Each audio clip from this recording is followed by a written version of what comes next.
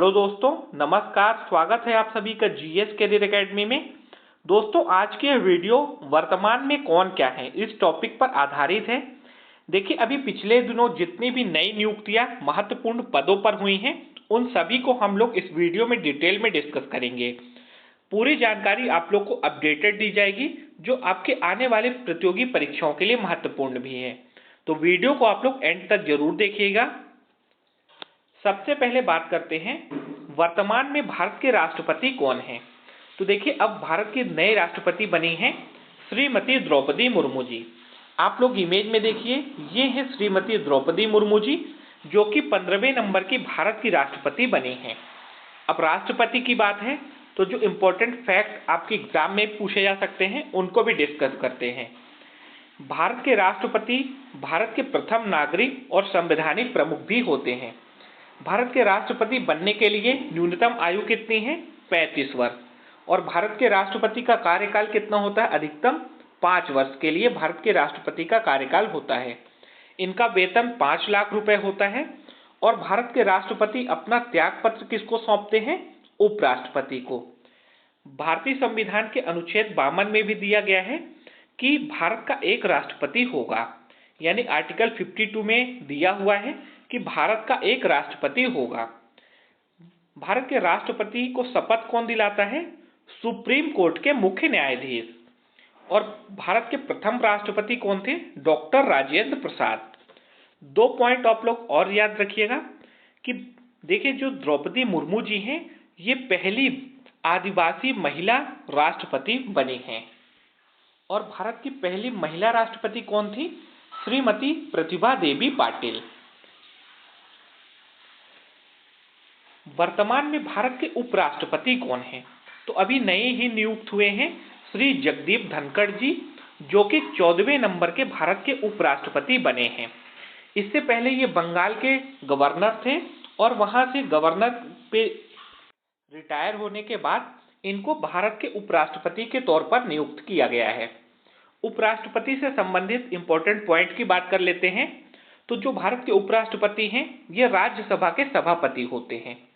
इनकी न्यूनतम आयु उपराष्ट्रपति बनने के लिए कितनी होती है? 35 वर्ष। और कार्यकाल इनका 5 वर्षों का होता है। इनका वेतन 4 लाख रुपए होता है। और ये अपना त्यागपत्र किसको देते हैं? भारत के राष्ट्रपति को। भारतीय संविधान के अनुच्छेद 63 के तहत बताया गया है कि भारत का एक उपराष्ट्रपति होगा, यानी आर्टिकल 63 में दिया हुआ है कि भारत का एक वाइस प्रेसिडेंट भी होगा। इनको शपथ कौन दिलाता है? तो भारत के राष्ट्रपति उपराष्ट्रपति को शपथ दिलाते हैं। भारत के प्रथम उपराष्ट्रपति कौन थे? डॉक्टर सर्वपल्ली राधाकृष्णन। नेक्स्ट है, भारत की नई लेखा महानियंत्रक यानी सीजीए कौन बने हैं? तो अभी भारती दास, जो कि 27वें नंबर की नई सीजीए बने हैं। भारती दास को आप लोग यहाँ इमेज में देख सकते हैं। इन्होंने सोनाली सिंह का स्थान लिया है।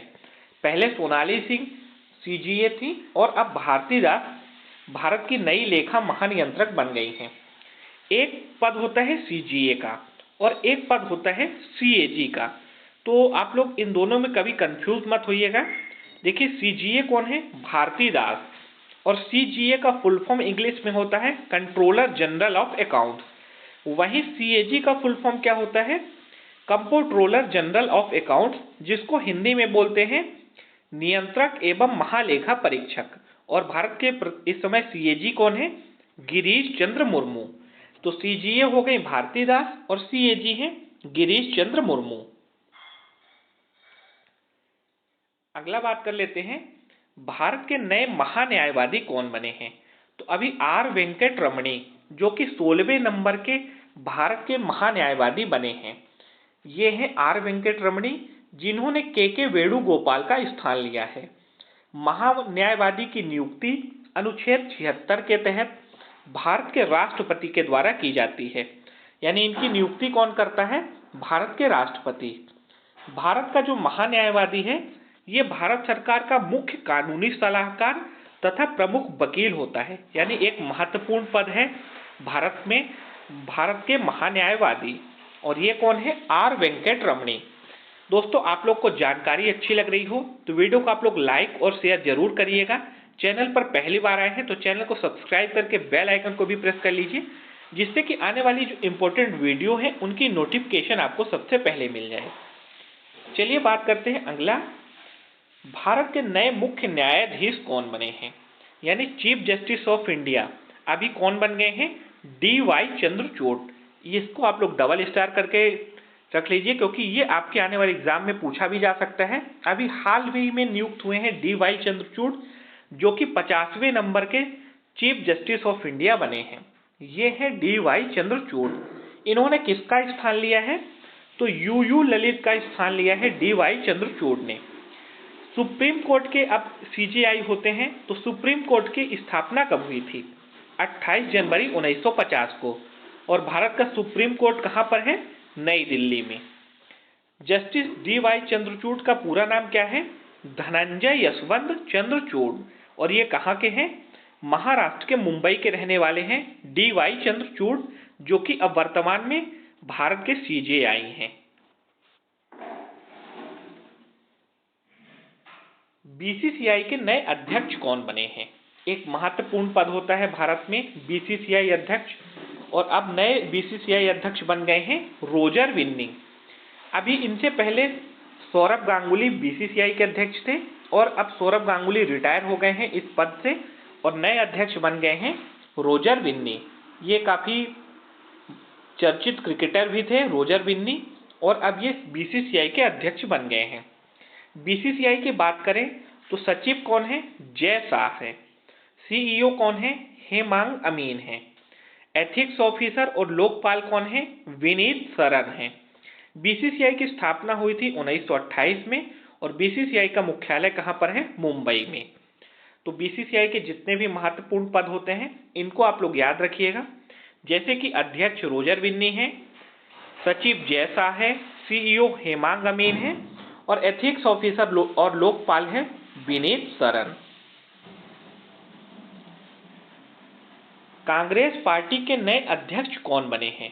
तो भारत की एक राष्ट्रीय पार्टी है कांग्रेस पार्टी, तो इससे भी क्वेश्चन आपके एग्जाम में जरूर पूछा जा सकता है, इसीलिए हम लोग इसको भी डिस्कस करेंगे। और कांग्रेस पार्टी के नए अध्यक्ष बन गए हैं मल्लिकार्जुन खड़गे। आप लोग इमेज में देखिए, ये है मल्लिकार्जुन खड़गे। ये क्वेश्चन इंपॉर्टेंट क्यों बनता है? क्यों 24 साल के बाद गांधी परिवार से कोई अलग होकर, यानी गांधी परिवार का ना होकर कोई अन्य व्यक्ति कांग्रेस पार्टी का अध्यक्ष बना है, और वो कौन है? मल्लिकार्जुन खड़गे। कांग्रेस पार्टी की स्थापना कब हुई थी? 1885 में, और इसका चुनाव चिन्ह है हाथ का पंजा। यहाँ आप लोग फोटो में देखिए, हाथ का पंजा, ये कांग्रेस पार्टी का चुनाव चिन्ह है। पार्टी मुख्यालय कहाँ पर स्थित है? नई दिल्ली में। वहीं मल्लिकार्जुन खड़गे ने किसको हराकर ये चुनाव जीता है? शशि थरूर को हराया है, और नए अध्यक्ष बने हैं कांग्रेस पार्टी के।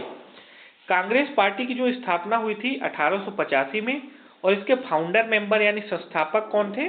A.O. ह्यूम, दादा भाई नेरोजी और दिनेश वाचा। इन 3 लोगों ने मिलकर कांग्रेस पार्टी की स्थापना की थी। भारत के नए उपचुनाव आयुक्त कौन बने हैं? तो अब भारत के नए उपचुनाव आयुक्त बन गए हैं अजय भादु। अजय भादु को आप लोग यहाँ इमेज में देख सकते हैं। ये अब भारत के नए उपचुनाव आयुक्त बने हैं।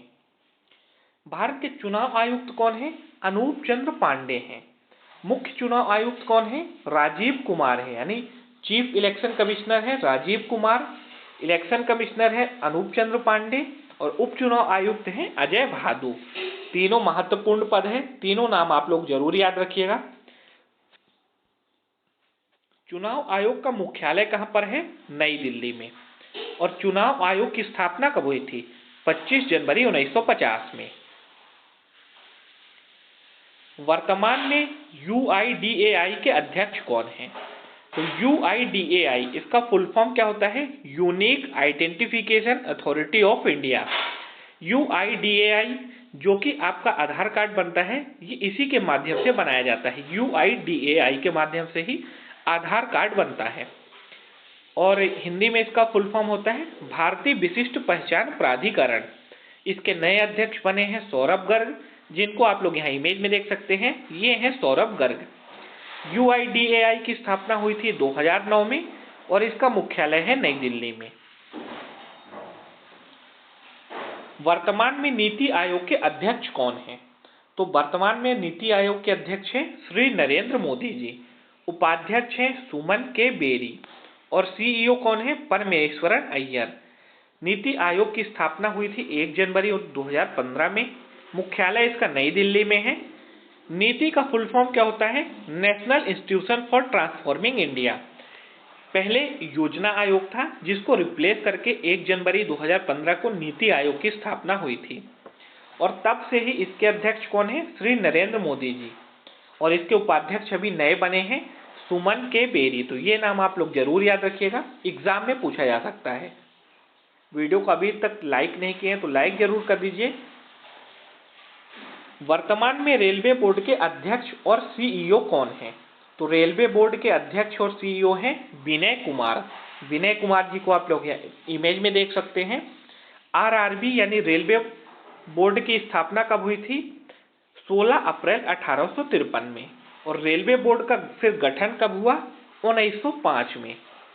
वर्तमान रेल मंत्री कौन है? अश्विनी वैष्णव है और मुख्यालय कहां पर है? नई दिल्ली में।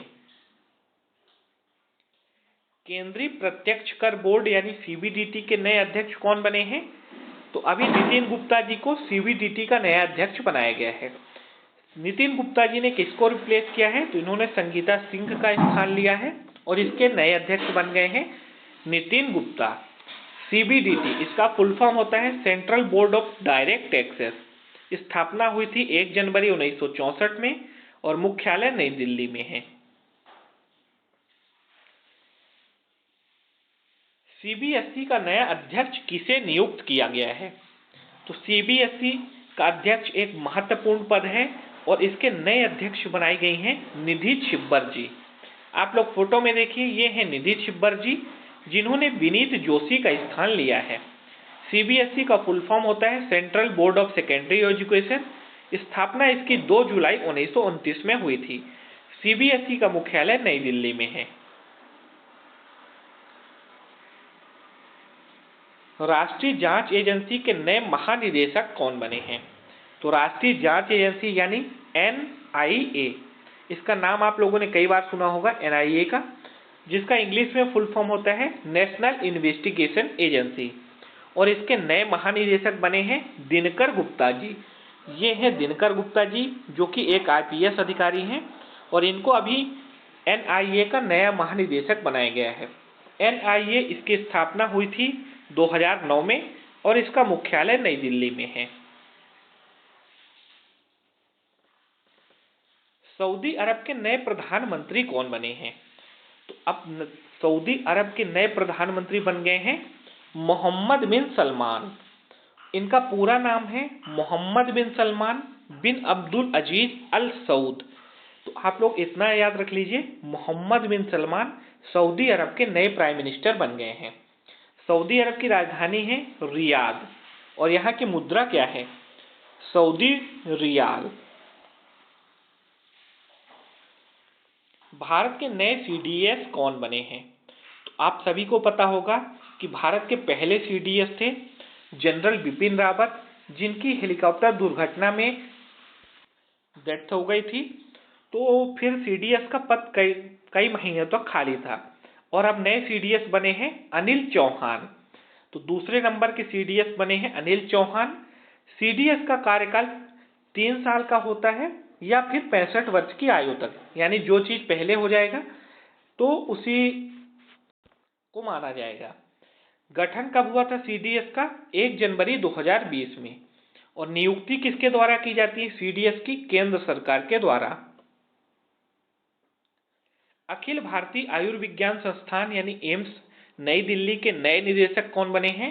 तो एम्स नई दिल्ली के नए निदेशक बन गए हैं डॉक्टर M श्रीनिवास, जिनको आप लोग यहाँ इमेज में देख सकते हैं। ये हैं डॉक्टर M श्रीनिवास, जिन्होंने डॉक्टर रणदीप गुलेरिया का स्थान लिया है। कोरोना के टाइम पर रणदीप गुलेरिया जी को आप लोगों ने कई बार सुना होगा, जो कि एम्स नई दिल्ली के डायरेक्टर थे और अब ये इस पद से मुक्त हो गए हैं और नए इस पद पर निदेशक बने हैं डॉक्टर M श्रीनिवास। एम्स की बात आ रही है तो एम्स का फुल फॉर्म होता है all India institute of medical sciences. AIIMS नई दिल्ली की स्थापना 1956 में हुई थी। भारतीय कृषि अनुसंधान परिषद यानी ICAR के नए महानिदेशक कौन बने हैं? तो हिमांशु पाठक जी को ICAR का नया महानिदेशक बनाया गया है और ये है हिमांशु पाठक। ICAR की स्थापना 16 जुलाई 1929 में हुई थी। मुख्यालय इसका नई दिल्ली में है। ICAR यानी Indian council of agriculture research. भारतीय खाद्य सुरक्षा एवं मानक प्राधिकरण यानी FSSAI के नए CEO कौन बने हैं? FSSAI का जो CEO है ये एक महत्वपूर्ण पद है और इस पे अब अरुण सिंघल जी को नियुक्त किया गया है। FSSAI यानी इसका फुल फॉर्म होता है food security and standards authority of India. इसकी स्थापना 5 सितंबर 2008 में हुई थी और इसका मुख्यालय नई दिल्ली में है। भारत के नए केंद्रीय सतर्कता आयुक्त कौन बने हैं? तो अभी सुरेश एन पटेल जी को केंद्रीय सतर्कता आयुक्त बनाया गया है। ये हैं सुरेश एन पटेल जिन्होंने संजय कोठारी जी का स्थान लिया है। इसकी स्थापना हुई थी 11 फरवरी 1964 में और केंद्रीय सतर्कता आयोग का मुख्यालय नई दिल्ली में है। जो इस पद पर नियुक्ति होती है तो नियुक्ति किसके द्वारा की जाती है? भारत के राष्ट्रपति के द्वारा और इंग्लिश में इसको बोलते हैं सेंट्रल विजिलेंस कमीशन। तो दोस्तों अभी हाल फिलहाल में जितनी भी नई नियुक्तियां हुई हैं और जो कुछ इंपॉर्टेंट नियुक्तियां आपको जानना जरूरी है उन सभी को हमने डिटेल में डिस्कस किया है। आई होप कि आपको वीडियो पसंद आई होगी, जानकारी आपको सभी अच्छी लगी होंगी। तो वीडियो को आप लोग लाइक और शेयर जरूर कर दीजिएगा। साथ में इस चैनल को अभी तक सब्सक्राइब नहीं किया है तो आप लोग सब्सक्राइब करके बेल आइकन को भी प्रेस कर लीजिए जिससे कि आने वाली जो नई वीडियो है उसकी नोटिफिकेशन आप लोग को मिल जाए। मिलते हैं फिर एक नई वीडियो के साथ, तब तक के लिए आप सभी को जय हिंद, वंदे मातरम।